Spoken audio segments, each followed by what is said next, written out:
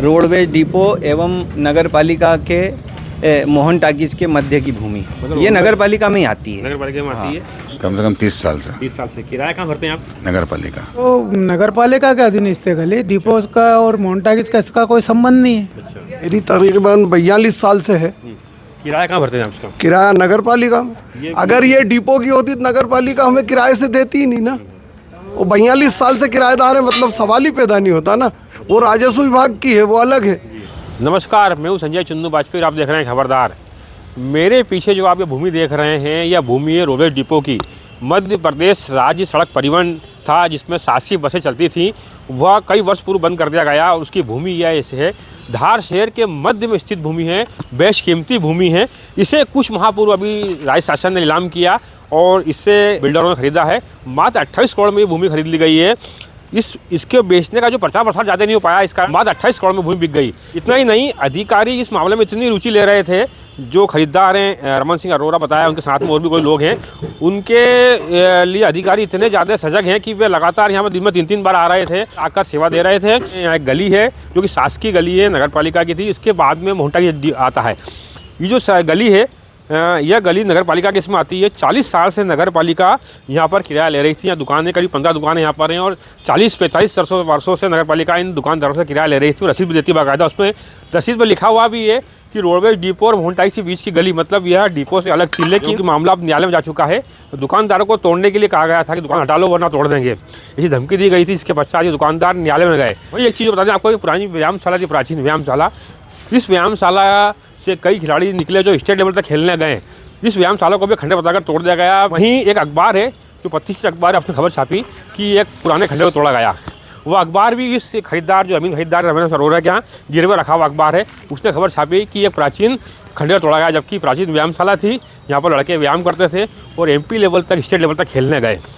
इससे भी धोखे से तोड़ दिया गया।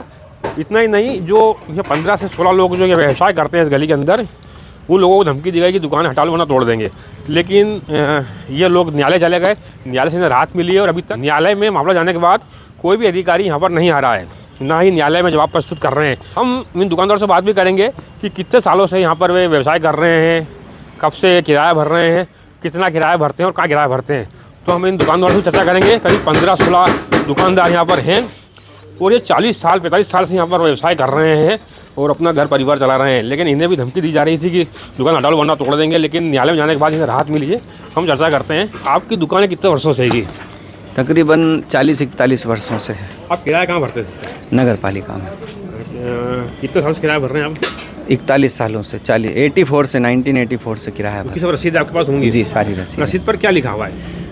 रोडवेज डिपो मोहन टाकीज के मध्य की भूमि, ये नगर पालिका में ही आती है। नगर पालिका में आती है, मतलब रसीद में ही लिखा हुआ है कि डिपो से अलग है। डिपो से अलग, डिपो की राज्य परिवहन की ज़मीन है, वो अलग है। ये नगर पालिका की ज़मीन है। आम रास्ता है ये, इसमें आम रास्ता भी है और ये नगर पालिका में आता है। सब 40-45 साल से यहाँ पर? हाँ, सब शुरू से ही है। तो अभी जो डिपो खरीदा गया किसी व्यक्ति द्वारा, तो अधिकारी लगातार यहाँ आ रहे थे, तो वो आपको क्या बोलते थे? हाँ, वो आगे हम मौखिक बोल के जा रहे थे कि भाई ये दुकानें खाली करना पड़ेंगी, ये खाली कर दो, ये जगह बिक गई है। तो हमने उनसे यही कहा कि ये नगर पालिका की जगह है और वो डिपो बिका है राज्य परिवहन निगम से। तो बस उसी कारण से हमको स्टे भी मिला, क्योंकि हम जो है वो अलग है, विभाग ही अलग है। ये न्यायालय में हाई कोर्ट से हमने अपील की तो हमको स्टे मिला है, उसमें यह दिया है। और भी दुकानदारों से बात करते हैं हम। एक और दुकानदार हैं। आपकी दुकान कितने वर्षों से है? कम से कम 30 साल से। 30 साल से। किराया कहाँ भरते हैं आप? नगर पालिका। अच्छा, रसीद जो नगर पालिका देती थी आपको, नगर पालिका, तो नगर पालिका छपा होता होगा? नगर पालिका। और क्या लिखा था उसके ऊपर? दुकान का किराया। डिपो में नहीं लिखा था, अलग ही है गली।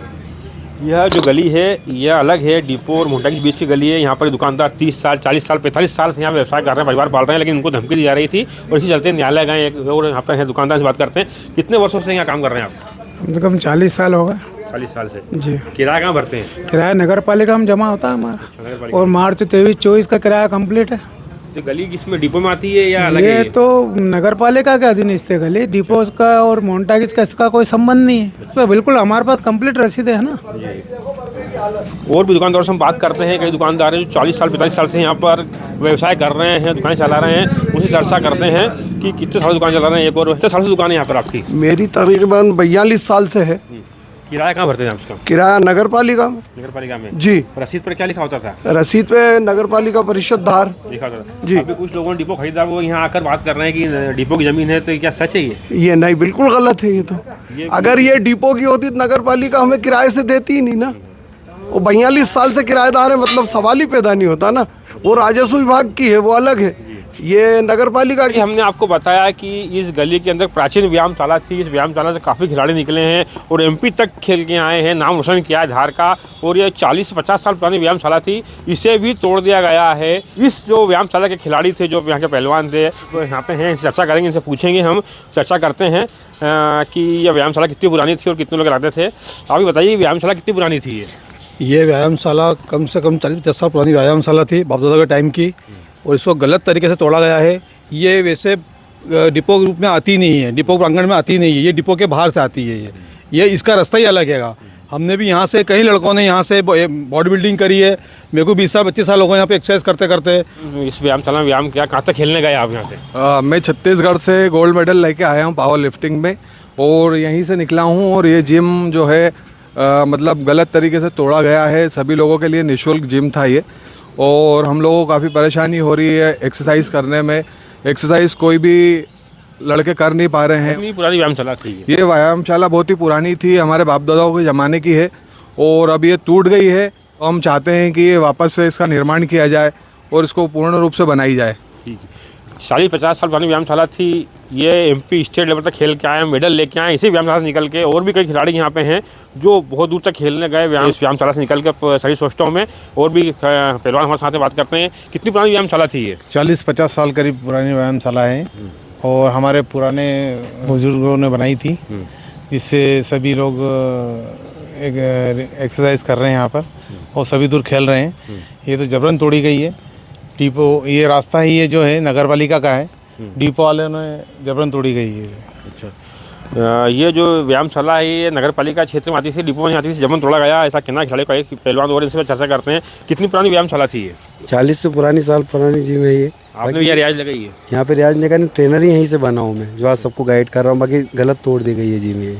यहाँ बच्चों को ट्रेन किया जाता था, व्यायाम किया जाता था, और यहाँ से खिलाड़ी जो बहुत दूर तक निकले हैं, नाम रोशन किया है। और इस व्यायामशाला को धोखे से तोड़ दिया गया है अधिकारियों द्वारा। इस व्यायामशाला को वापस बनाने की मांग उठ रही है, ताकि यहाँ से वापस खिलाड़ी अपनी एक्सरसाइज करें और नाम रोशन करें धार का। आगे भी इस मामले बताते रहेंगे, आप देखते रहिए खबरदार।